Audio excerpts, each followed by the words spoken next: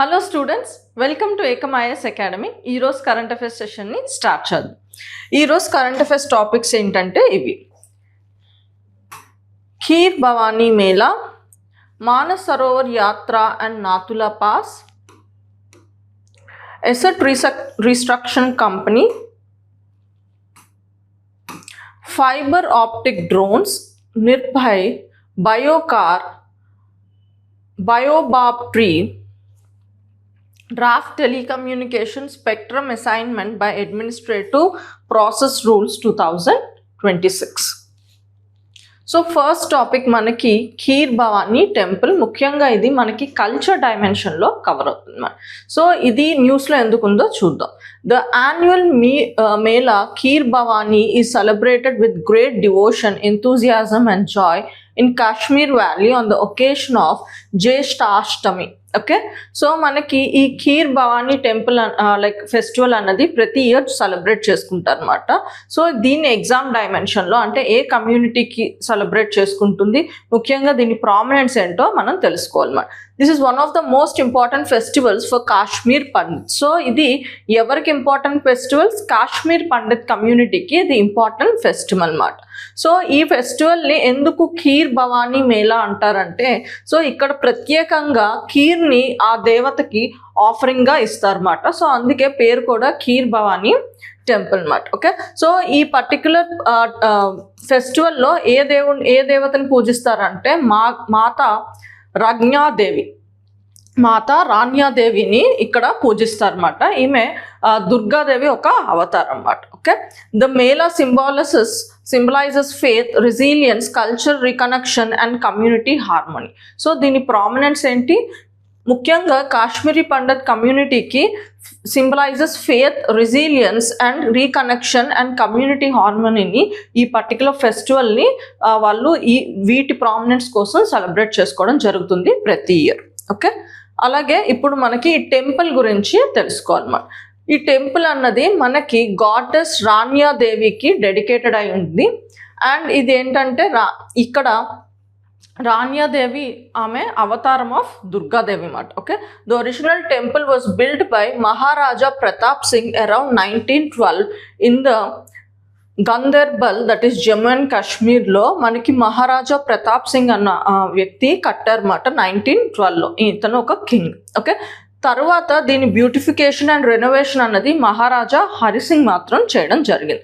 Distinctive feature of the temple is a hexagonal spring located at its centre, రివర్డ్ for is sacred water. So మనకి temple మధ్యలో మనకి ఈ hexagonal షేప్లో ఒక కొలనలా ఉంటుందన్నమాట. సో దాన్ని సేక్రెడ్గా భావిస్తారు. Okay, both the temple and the festival derive the name from the sweet dish kheer, which is distributed as prasad to the devotees. So manaki ఈ పర్టికులర్ ఫెస్టివల్ కూడా ఖీర్ భవానీ టెంపుల్. అలాగే మనకి ఈవెన్ టెంపుల్ నేమ్ కూడా kheer Bhavani temple అని చెప్పి అంటున్నారు. ముఖ్యంగా దేనికి ప్రామినెంట్ అంటే అక్కడ మనకి ఖీర్ పాయసాన్ని ప్రసాదంగా పెడతారన్నమాట. సో ఆ ఫెస్టివల్కి అండ్ టెంపుల్కి కూడా పేరు అలాగే వచ్చింది అంటున్నారు. Next, Manas Sarovar yatra and Nathula pass. So ఇది మనకి న్యూస్లో ఎందుకుందంటే, first batch of pilgrims crosses into China via Nathula pass as the Kailash Manas Sarovar yatra begins. So Kailash Manas Sarovar yatra start అయింది. సో అందుకు మనకి ఇది న్యూస్లో ఉందన్నమాట.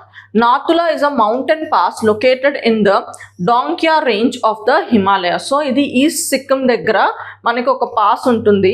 సో దీని ద్వారా ఏంటంటే మనకి మానస్ సరోవర్ యాత్రకి యూస్ చేస్తారనమాట. దాన్నే నాతులా పాస్ అంటారు. Connect Sikkim with the Tibet autonomous reason at the elevation of 4,310 kilometres. So ఈ నాతులా పాస్ ఏంటంటే ఇండియాలో సిక్కింకి అండ్ అలాగే టిబెట్కి కనెక్ట్ చేసే ఒక పాస్ మాట. Okay, so about Manas Sarovar యాత్ర, it is a holy pilgrimage in the western Himalayas range of the Tibetan autonomous region.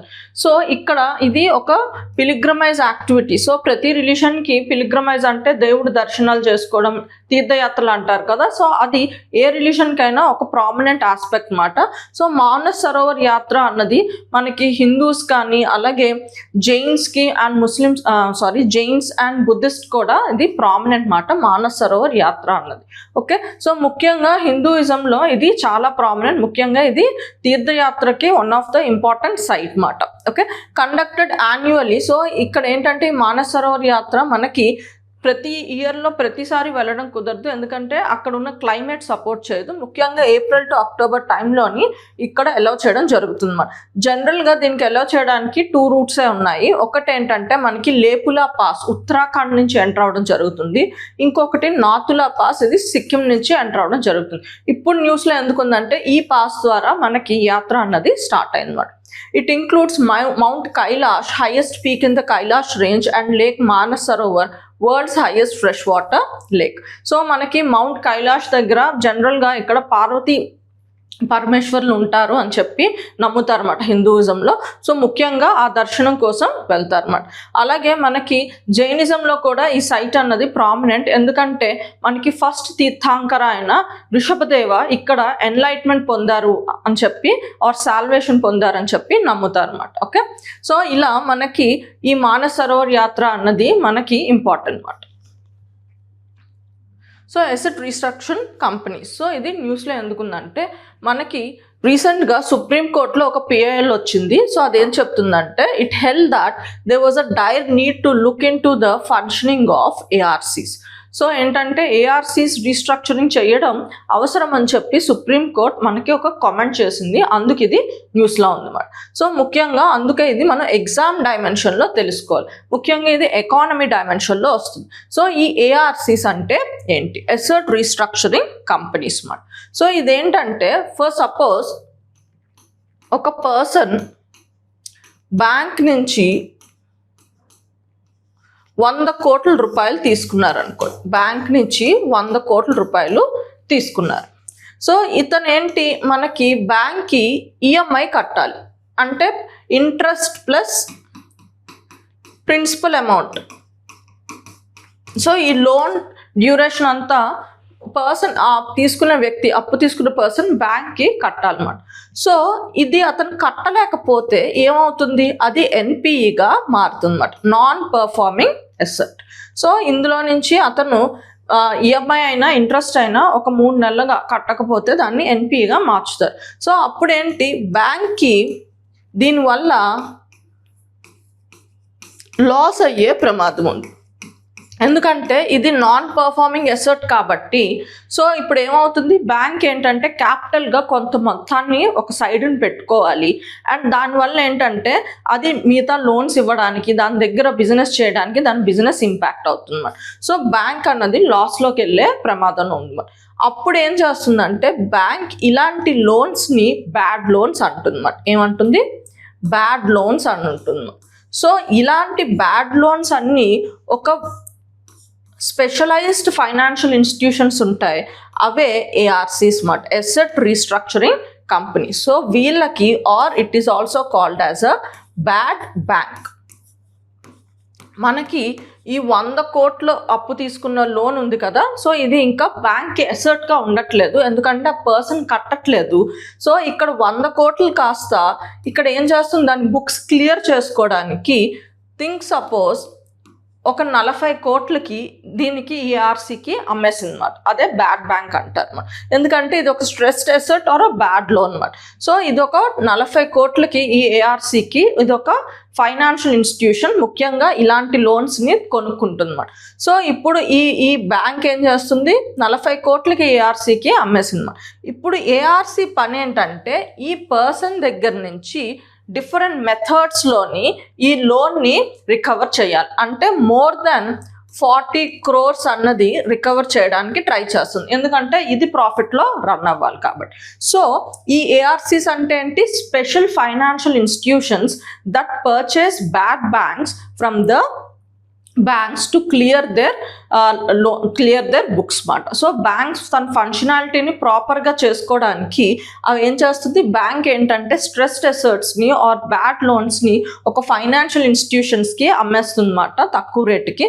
So ఈ ఏఆర్సీస్ పని ఏంటంటే అక్కడి నుంచి రికవర్ చేయడం వీటి పని మాట. ఓకే, సో ఇప్పుడు చూద్దాం. An asset restructuring company is a specialized financial company that helps bank recover money from the bad loans. A bad loan, also called as NPA, is a loan on which a borrower has stopped paying repayments. Okay, registered as a company. So ఈ ARC అన్నది మనకి administrative డైమెన్షన్లో ఎలా మనకి establish అయిందంటే ఇది ఒక కంపెనీగా register అయింది అనమాట. దేని కింద? Section 3 of securitisation and reconstruction of financial assets and enforcement of security interest act 2002. ఈ యాక్ట్ ప్రకారం దీన్ని ఎస్టాబ్లిష్ చేయడం జరిగింది. ఓకే, ఇది ఎగ్జామ్ డైమెన్షన్లో మనకి చాలా ఇంపార్టెంట్. ఓకే, సో రెగ్యులేషన్ ఎవరు చేస్తారు? ఇది రెగ్యులేషన్ ఎవరు చేస్తారంటే మనకి ఆర్బీఐ రెగ్యులేట్ చేస్తుంది. ప్రస్తుతానికి ఇండియాలో మనకి 27 ఏఆర్సీస్ అన్నీ ఉన్నాయి. సో ఇప్పుడు ఇక్కడ నేను చెప్పాను కదా, ఏఆర్సీ ఏం చేస్తుంది? ఈ పర్టికులర్ బ్యాడ్ బ్యాంక్ అన్నది ఆ పర్టికులర్ మొత్తాన్ని ఆ పర్సన్ ఎవరు పే చేయట్లేదో వాళ్ళ దగ్గర నుంచి వసూలు చేయడానికి చూస్తుంది. ఇక్కడ పర్సన్ అవ్వచ్చు ఆర్ కంపెనీ అయినా అవ్వచ్చు అన్నమాట. సో ఈ అప్పు వీళ్ళ దగ్గర నుంచి వసూలు చేయడానికి చేస్తుంది. సో ఎలా వసూలు చేయొచ్చు? So key functions, acquisition of stressed asset. So already చూసాం. సో మనకి బ్యాడ్ బ్యాంక్ ఏం చేస్తుంది? బ్యాడ్ లోన్స్ని కొనుక్కోవడం జరుగుతుంది. సో తర్వాత ఏం చేస్తుంది? రికవర్ చేయడానికి ప్రయత్నిస్తుంది. సో ఎలా చేస్తుంది? డెప్ట్ రీస్ట్రక్చరింగ్, అంటే తీసుకున్న అప్పుని రీస్ట్రక్చర్ చేయడానికి చూస్తుంది. ఎలా? ఇంట్రెస్ట్ రేట్ తగ్గించడమో లేకపోతే లోన్ డ్యూరేషన్ని పెంచడమో, లేకపోతే ఇప్పుడు ఒక కంపెనీ తీసుకుంది అనుకోండి, ఆ కంపెనీలో లైక్ లోన్ని ఆ కంపెనీ షేర్స్గా కన్వర్ట్ చేయడమో, ఇలా వేరియస్ పద్ధతుల్లో మనకి చాలా డిఫరెంట్ పద్ధతుల్లో ఆ పర్టికులర్ లోన్ని రికవర్ చేయడానికి చూస్తుందన్నమాట. ఇంకో పద్ధతి ఏంటంటే ఎన్ఫోర్స్మెంట్ అండ్ రికవరీ. సో ఇలా కూడా కుదరలేదంటే ఇంకో మెథడ్లో ఏం చేస్తుందంటే ఆ లోన్ ఇచ్చేటప్పుడు సెక్యూరిటీ ఉంటుంది కదా, వాటిని అమ్మడానికి, దాని ద్వారా ఆ లోన్ ఆ అమౌంట్ని వెనక్కి తెచ్చుకోవడానికి చూస్తుంది. సో ఒకవేళ అమ్మడానికి నేను ఇది ఇంకా నువ్వు కట్టట్లేదు కాబట్టి నేను ఇవి అమ్మేస్తున్నాను, నువ్వు ఫర్ ఎగ్జాంపుల్ అతను ఇంటి పత్రాన్ని పెట్టాడు అనుకోండి. సో నువ్వు లోన్ క్లియర్ చేయలేకపోతున్నావు కాబట్టి నేను మీ ఇంటి పత్రాల్లో లేకపోతే మీ కంపెనీనో దాన్ని ఆప్షన్ చేసి అమ్మేసి దాన్ని నేను రికవర్ చేసుకుంటానని చెప్తుంది.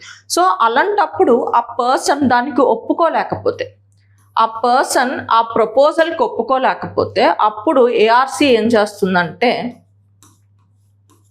దాన్ని ఒక కంపెనీ ట్రిబ్యునల్కి తీసుకువెళ్తుందన్నమాట. సో ఇక్కడ ఇన్వాల్వ్ అయ్యింది ఒక వ్యక్తి అయితే, ఇండివిజువల్ వ్యక్తి అయితే డెప్ట్ రీస్ట్రక్చరింగ్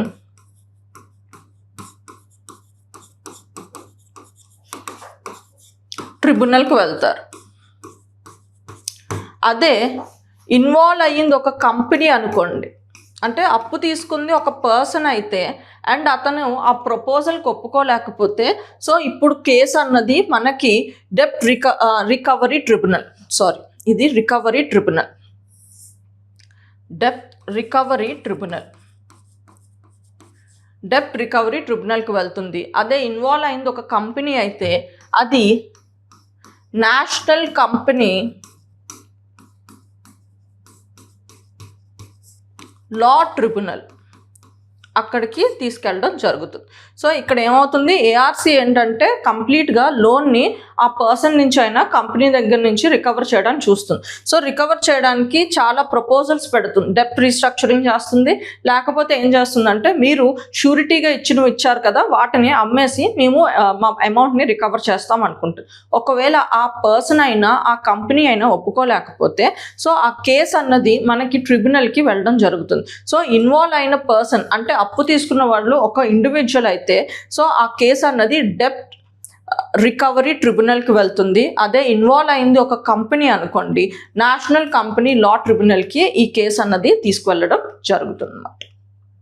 ఓకే, సో ఇలా ఏఆర్సీస్ మనకు ఒక ఫైనాన్షియల్ ఇన్స్టిట్యూషన్ డెడికేటెడ్గా ఈ బ్యాడ్ లోన్స్ హ్యాండిల్ చేయడానికి ఉన్నాయి కదా. సో దీనివల్ల ఉపయోగం ఏంటో చూద్దాం. Reduces the burden of bad loans on the banks, improve banks financial health, speed up the recovery process. ఎందుకంటే ఇవి స్పెషలైజ్డ్ బ్యాంక్స్ మాట, సో వీటి కోసమే ఉంటాయి కాబట్టి అవి హ్యాండిల్ చేసే పద్ధతులు వేరే ఉంటాయి.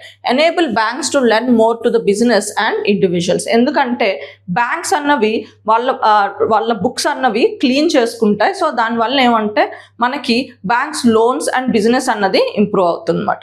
సో ఇప్పుడు న్యూస్లో ఏమంటున్నారంటే మనకి పిఐఎల్ చెప్పారు కదా సుప్రీంకోర్టులో, అక్కడ ఎలిగేషన్ ఏముందంటే the PIL alleged that the డెప్త్ of 1,537 crore rupees owned to public sector banks was settled through 2 ARCs for mere 73 crore 50 lakh rupees, showing misutilization of public money.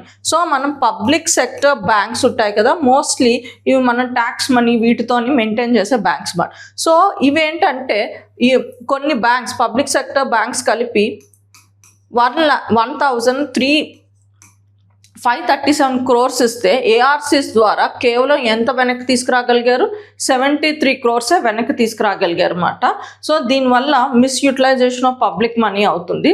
So ARC స్ట్రక్చర్ని అందుకు ఇంకొంచెం stringent చేయాలి అని చెప్పి PIL మనకి సుప్రీంకోర్టులో వేయడం జరిగింది. Next fibre optic drones. So fibre optic drones అన్నది మనకి న్యూస్లో ఉంది. సో అసలు ఇదేంటి మనకి సైన్స్ అండ్ టెక్నాలజీలో వస్తుంది, అవేంటో తెలుసుకుందాం. Fibre optic drones or the drones that are connected to the operator by a very thin cable instead of relying on radio signals. This cable carries instructions to the drone and sends live video back to the operator. So జనరల్గా మనకి drones communicate అవ్వడానికి radio waves use చేస్తాం. మనం mobile communication కూడా radio waves use చేస్తాం అన్నమాట.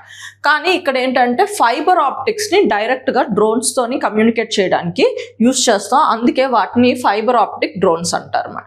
So ఇది ఎలా వర్క్ అవుతుంది? The drone remains link to the operator through a fibre optic cables. So ఎవరు ఆ డ్రోన్ని ఆపరేట్ చేస్తున్నారో కింద, సో ఈ రెండిటికి వీళ్ళిద్దరికి కమ్యూనికేషన్ ఛానల్ ఎలా ఎస్టాబ్లిష్ అవుతుంది? ఫైబర్ ఆప్టిక్ కేబుల్ వల్ల ఎస్టాబ్లిష్ అవుతుంది. Command and video travels through the cable as a light signal. So మనకి ఈ వీళ్ళిద్దరి మధ్య డ్రోన్ అండ్ ద ఆపరేటర్ మధ్య కమ్యూనికేషన్ లైట్ సిగ్నల్స్ ద్వారా పాస్ అవుతుంది. అండ్ డైరెక్ట్ కమ్యూనికేషన్ ఉండడం వల్ల సో మనకి ఇలాంటి డ్రోన్స్ ఏంటంటే first person view or first FPV అంటారు.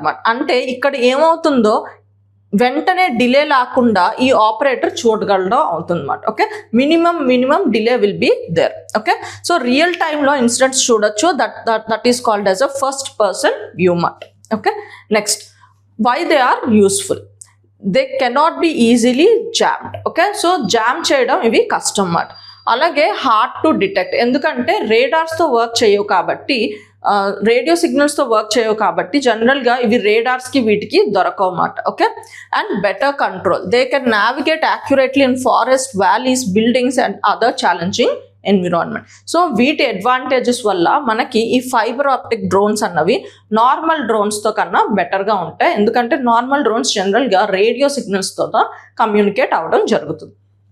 ఓకే, నెక్స్ట్ సో ఈ ఫైబర్ ఆప్టిక్స్ అంటే ఏంటి? ఈ ఫైబర్ ఆప్టిక్స్ అంటే ఏంటంటే it's a special kind of మనకి ఇట్స్ అ కమ్యూనికేషన్ ఛానల్ మాట. ఇక్కడ జనరల్గా మనకి కమ్యూనికేషన్ అన్నది చాలా ఫాస్ట్గా అండ్ నాయిస్ లేకుండా వెళ్ళడం జరుగుతుంది అన్నమాట. సో ఈ ఫైబర్ ఆప్టిక్స్ ద్వారానే మనం లైక్ ఈవెన్ వైఫై ఇవన్నీ వాడినా మనకి యాక్చువల్గా ఒక కంట్రీ నుంచి ఇంకో కంట్రీకి లైక్ ఇంటర్నెట్ ద్వారా కనెక్ట్ అవుతున్నాం అనుకోండి. సో కింద ఫైబర్ ఆప్టిక్ కేబుల్స్ ద్వారానే ఆ ఇంటర్నెట్ కనెక్షన్ అన్నది ఎస్టాబ్లిష్ అవ్వడం జరుగుతుంది అన్నమాట.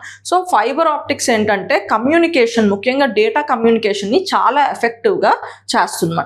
సో ఈ ఫైబర్ ఆప్టిక్స్ ఏ ప్రిన్సిపల్ మీద వర్క్ అవుతుందంటే టోటల్ ఇంటర్నల్ రిఫ్లెక్షన్ అనే ప్రిన్సిపల్ మీద వర్క్ అవుతుందన్నమాట. సో దీనివల్ల ఏంటంటే మనకి ఉన్న వేరియస్ ట్రాన్స్మిషన్ ఛానల్స్లో ముఖ్యంగా ఈ ఫైబర్ ఆప్టిక్స్ అన్నది చాలా ఎఫిషియంట్ మాట. ఎందుకంటే డేటా లాస్ అన్నది ఇక్కడ చాలా చాలా తక్కువ అవుతుంది. ఎందుకంటే because here data travels because of the phenomena called total internal reflection. So ఇది ఎగ్జామ్ డైమెన్షన్లో మీకు ఫైబర్ ఆప్టిక్స్ ఏ ఫినామినా వల్ల డేటా ట్రాన్స్మిషన్ అవుతుందంటే టోటల్ ఇంటర్నల్ రిఫ్లెక్షన్ అని చెప్పి మీరు చెప్పగలగాలి. ఓకే, సో ఛాలెంజెస్ ఏంటంటే లిమిటెడ్ రేంజ్. సో ఆ పర్టికులర్ కేబుల్ ఎంతవరకు ఉందో అంతవరకే అది ఆ డ్రోన్ అన్నది ఫ్లై అవ్వగలదు. Slow reactions in some situations the cable may get tangled or snagged on obstacles. So ఆ కేబుల్కే అబ్స్టాకిల్స్ వచ్చాయంటే ఆటోమేటిక్గా అది ప్రాపర్గా పనిచేయదు. Cable vulnerability in fibre optic cable breaks, communication with the drone is lost మాట. ఓకే, నిర్భయ్. సో నెక్స్ట్ ఏంటంటే మనకి న్యూస్లో ఉంది Nirbhay. Centre rolls out Nirbhay Chetna to sensitise 17.5 lakh male elected representative. So ఇదొక ఇనిషియేటివ్ మనకి సెంటర్ తీసుకుంటుందన్నమాట. సో ఇది నిర్భయ్ రహో అనే కాంపనెంట్ అందులో ఒక ఇనిషియేటివ్ అన్నమాట. ఓకే, సో నిర్భయ్ చేతన అంటే ఏంటి? ఇది మనకి మినిస్ట్రీ ఆఫ్ పంచాయత్ రాజ్ అన్నది హ్యాండిల్ చేస్తుంది. ఈ పర్టికులర్ ప్రోగ్రామ్ అయితే ఫండింగ్ ఎక్కడి నుంచి వస్తుంది? మనకి నిర్భయ ఫండ్ నుంచి వస్తుంది అన్నమాట. ముఖ్యంగా ఇది women safety and women empowerment కోసం ఎస్టాబ్లిష్ చేసిన ఫండ్ అన్నమాట. So components of Nirbhay Raho. Okay, Nirbhay రహోలో మనకి కాంపనెంట్స్ ఏంటి? నిర్భయ్ చేతన. సో ఈ నిర్భయ్ చేతనలో ఏంటంటే మనకి దీని మెయిన్ ఇంటెన్షన్ ఏంటంటే మెన్ని ఉమెన్ రిలేటెడ్ ఆస్పెక్ట్స్ మీద సెన్సిటైజ్ చేయడం దీని ముఖ్య ఉద్దేశం అన్నమాట.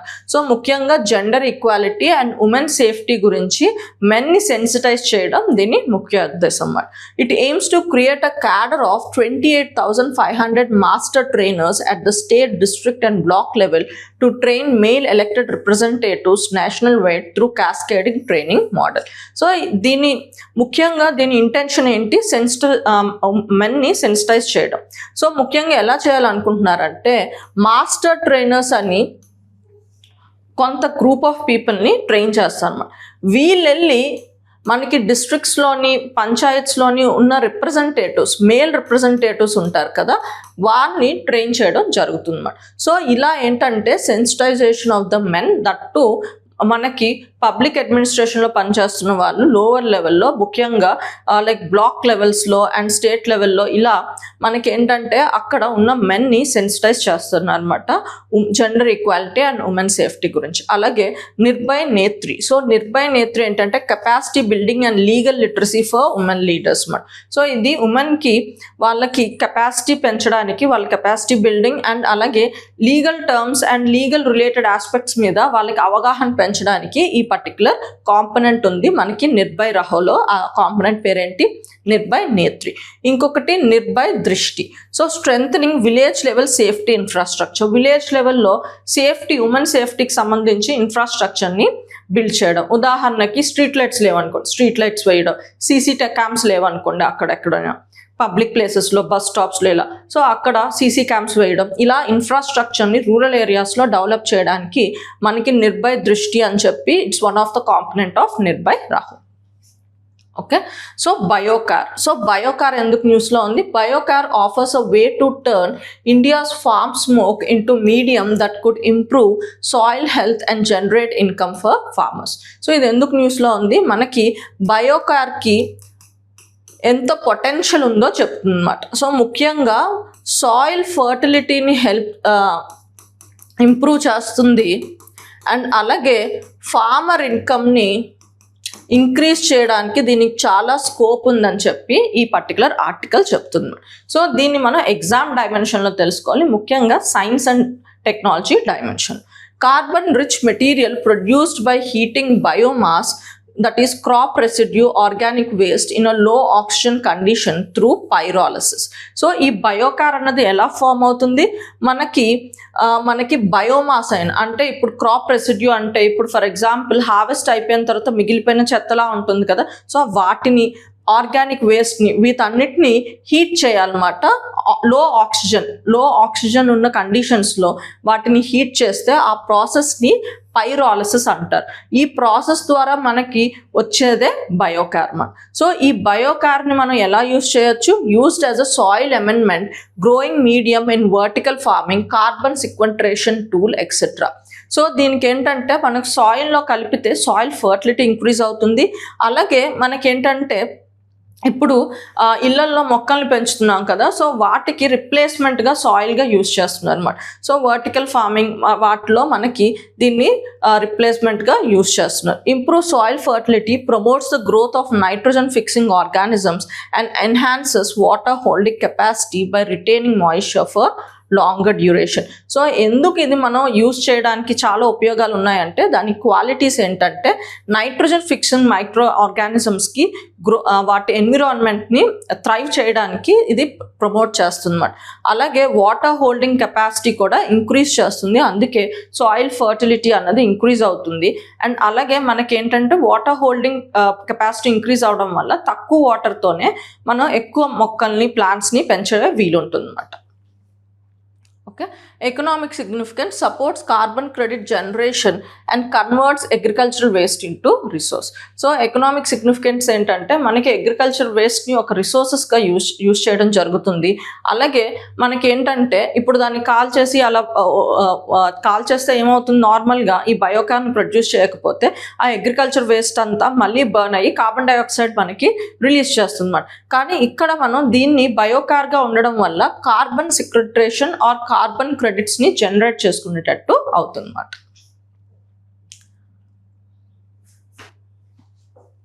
బయోబాబ్ ట్రీ. సో ఇదేంటంటే మనకి దీనికి జిఐ ట్యాగ్ వచ్చింది, సో అందుకే ఇది న్యూస్లో ఉందన్నమాట. సో కురసాని ఇమ్లి, సో దీన్నే బయోబాబ్ ట్రీ అంటారు అన్నమాట. ఓకే, ఇది ఎక్కడంటే మనకి మధ్యప్రదేశ్లో ఉంటుంది అన్నమాట ఈ ట్రీ.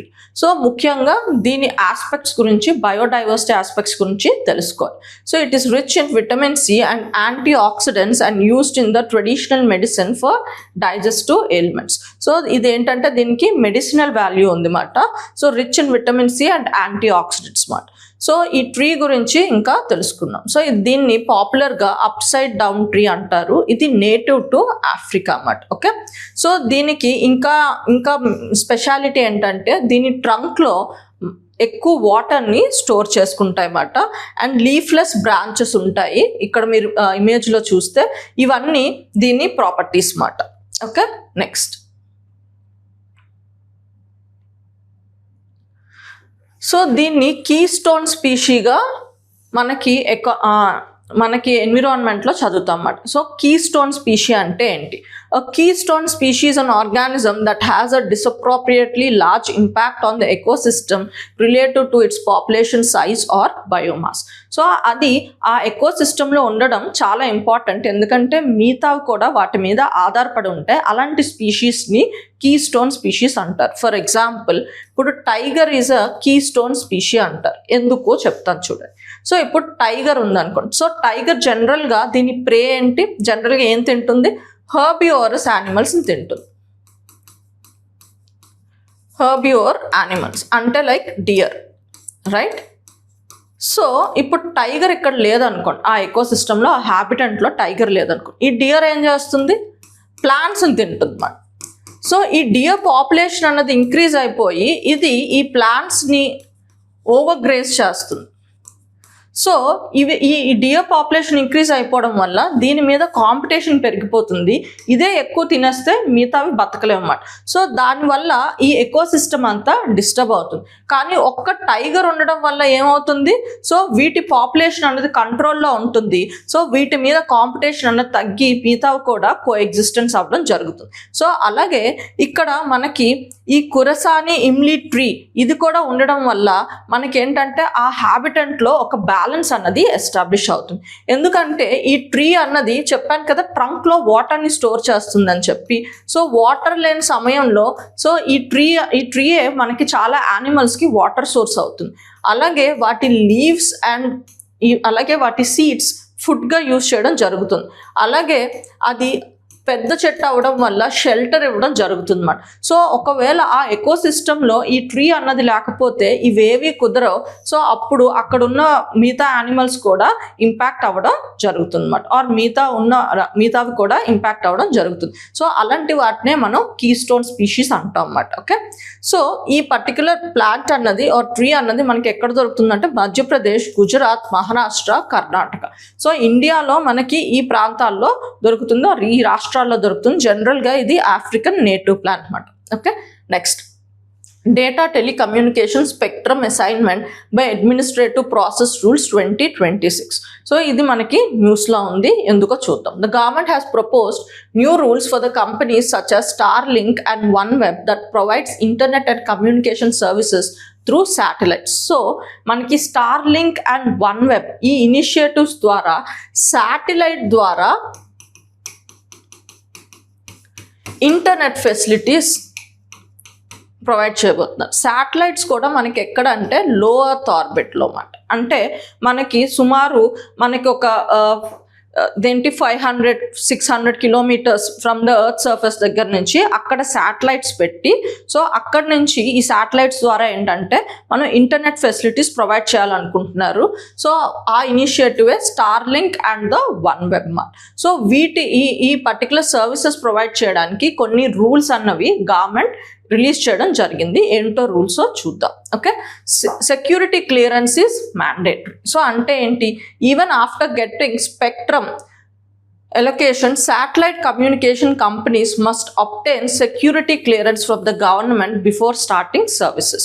సో మనకి ఈ స్పెక్ట్రమ్ ఎలొకేషన్స్ అవుతాయి కదా, సో మనకి డిఫరెంట్ కంపెనీస్ మనకి కొనుక్కుంటాయన్నమాట. ఎయిర్టెల్, జియో ఇలా స్పెక్ట్రమ్ ఎలొకేషన్స్ ఆర్ స్పెక్ట్రమ్ ఆప్షన్స్లో మనకి ఆ రేడియో వేవ్ లెంత్స్ని ఆర్ ఫ్రీక్వెన్సీని కొనుక్కుంటాయన్నమాట. సో ఈవెన్ దో ఇక్కడ ఈ శాటిలైట్ కమ్యూనికేషన్ ఎస్టాబ్లిష్ చేయడానికి ఈవెన్ దో స్పెక్ట్రమ్స్ కొనుక్కున్నా అంటే ఫ్రీక్వెన్సీ బ్యాండ్స్ కొనుక్కున్నా గవర్నమెంట్ దగ్గర నుంచి సెక్యూరిటీ క్లియరెన్స్ తెచ్చుకోవాలని కొత్త రూల్ చెప్తుందన్నమాట. Okay, next government approval required before launching services. So ఈ అప్రూవల్ అన్నది సర్వీసెస్ లాంచ్ అవ్వక ముందే గవర్నమెంట్ దగ్గర నుంచి తెచ్చుకోవాలి. అది సెంట్రల్ గవర్నమెంట్ దగ్గర నుంచి తెచ్చుకోవాలన్నమాట. Spectrum will be allocated administratively. Instead of auctioning spectrum to the highest bidder, the government will assign it directly and charge prescribed fees. ముందేంటంటే ఆప్షనింగ్ ద్వారా ఎలొకేట్ చేసేది, ఇప్పుడు ఏంటంటే గవర్నమెంట్ ఏమంటుందంటే ఈ లో ఎర్త్ ఆర్బిట్ శాటిలైట్ కమ్యూనికేషన్ కోసం ఆప్షనింగ్ చెయ్యము, కానీ ఏంటంటే గవర్నమెంట్ ఏంటంటే ప్రిస్క్రైబ్ చేస్తుంది ఒక రేట్ని, ఆ రేట్ని ఆ పర్టికులర్ సర్వీస్ ఆ కంపెనీ అన్నది ఫైనలైజ్ చేసుకుంటూ ఆ సర్వీస్ అన్నది ఇవ్వాలి. Okay, so focus on the national security. So ఈ రూల్స్ అన్నవి ఎందుకు ఇప్పుడు ఈ గవర్నమెంట్ తీసుకొచ్చిందంటే because of the priority national సెక్యూరిటీకి ఇస్తుంది. సో అందుకే ముఖ్యంగా కొన్ని కన్సర్న్స్ని అడ్రస్ చేయడానికి ఈ రూల్స్ తీసుకోవచ్చు. ఏంటా కన్సర్న్స్ అంటే signal spillage, satellite signals crossing the international borders unintentionally. So satellite signals అన్నవి అన్ఇంటెన్షనల్గా ఇంటర్నేషనల్ బార్డర్స్ క్రాస్ అవుతాయి అన్నమాట. సో అలాంటప్పుడు వాటిని ట్రేస్ చేయడం కష్టం కాబట్టి గవర్నమెంట్ ముందే అప్రూవల్ అండ్ రెగ్యులేషన్ చేసుకోవాలనుకుంటుంది అన్నమాట. Cyber security threats. So cyber security threats నుంచి కూడా ప్రొటెక్ట్ చేయడానికి రెగ్యులేషన్ని ఆ కంట్రోల్ అనేది గవర్నమెంట్ తీసుకుంటుంది. Lawful interception, enabling security agencies to legally monitor communication when authorised. So ఈ రూల్స్ వల్ల ఏంటంటే గవర్నమెంట్కి రెగ్యులేషన్ కంట్రోల్ ఎక్కువ ఉండడం వల్ల అవసరమైన టైంలోని మనకి ఈ కమ్యూనికేషన్ శాటిలైట్ కమ్యూనికేషన్ని ట్రేస్ చేయడానికి వీలయ్యేటట్టు చేసుకుంటుంది. National security preventing misuse of satellite communication networks అన్నమాట. ఓకే, సో జనరల్గా మనకి స్టార్లింక్ అండ్ వన్వెబ్కి డిఫరెన్స్ ఏంటో చెప్తాం.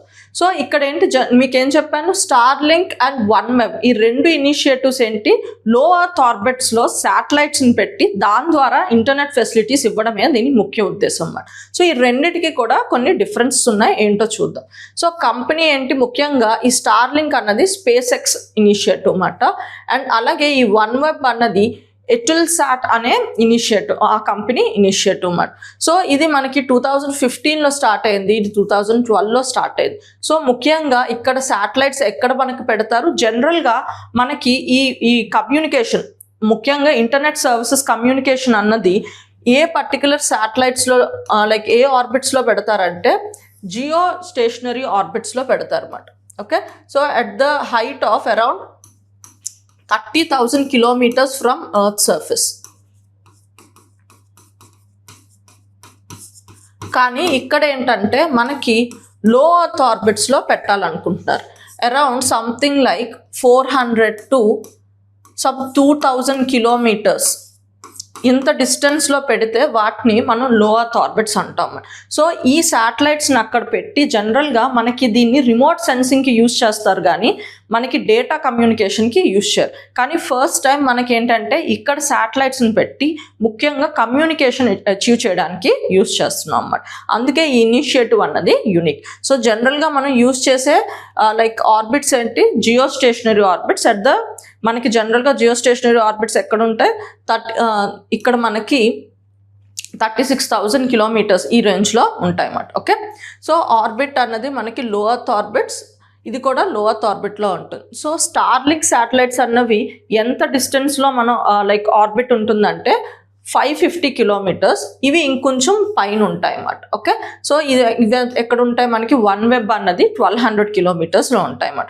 సో ఈ పర్టికులర్ సర్వీస్ ద్వారా డైరెక్ట్గా ఇండివిజువల్స్కి, హోమ్స్కి, బిజినెస్కి, రిమోట్ యూజర్స్కి ఈ సర్వీస్ అన్నది వస్తుంది అన్నమాట. అంటే డైరెక్ట్గా స్టార్లింక్ ద్వారా మనం ఆ సర్వీస్ని స్టార్లింక్ ద్వారా కొనుక్కొని కస్టమర్స్గా యూజ్ చేయడం జరుగుతుంది. కానీ ఈ సర్వీస్ అన్నది డైరెక్ట్గా మనం యూజ్ చేయలేము. ఎందుకంటే ఈ సర్వీస్ అన్నది గవర్నమెంట్స్కి, ఎంటర్ప్రైజెస్కి, టెలిఫోన్ ఆపరేటర్స్కి ఇస్తుంది.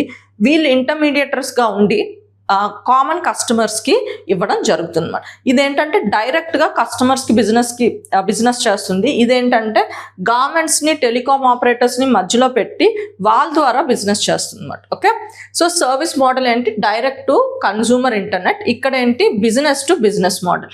అంటే ఇప్పుడు వీళ్ళు టెలికామ్ ఆపరేటర్స్ ఫర్ ఎగ్జాంపుల్ ఎయిర్టెల్కి ఇచ్చింది అనుకో, ఎయిర్టెల్ ఏం చేస్తుంది, ఆ సర్వీసెస్ని మళ్ళీ మనకి కస్టమర్స్కి ఇచ్చి అక్కడి నుంచి డబ్బు పొందుతుంది. దాన్నే బిజినెస్ టు బిజినెస్ మోడల్ అంటారు అన్నమాట.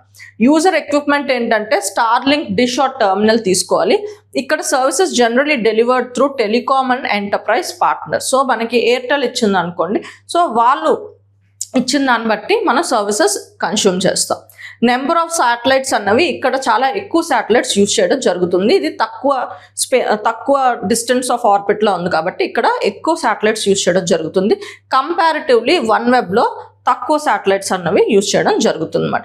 సో లేటెన్సీ అన్నది అంటే డిలే. సో మనకి రిప్లై ఎంత ఫాస్ట్గా వస్తుందంటే మనకి స్టార్లింక్లో డిలే అన్నది తక్కువ ఉంటుంది. అండ్ ఇది కొంచెం డిస్టెన్స్ కొంచెం ఎక్కువ ఉంది కాబట్టి ఇక్కడ మనకి స్టార్లింక్తో కంపేర్ చేస్తే వన్ వెబ్లో డిలే అన్నది కొంచెం ఎక్కువ ఉంటుంది. These are the differences between the Starlink and OneWeb. గుర్తుంచుకోండి, ఇదేంటి మనకి ముఖ్యంగా ఇవి ఇంటర్నెట్ ఫెసిలిటీస్ శాటిలైట్స్ని లాంచ్ చేస్తూ లో ఎర్త్ ఆర్బిట్లో ఇవ్వబడుతుంది అన్నమాట. సో వాటినే మనకి Starlink and OneWeb initiatives మాట. Okay, thank you.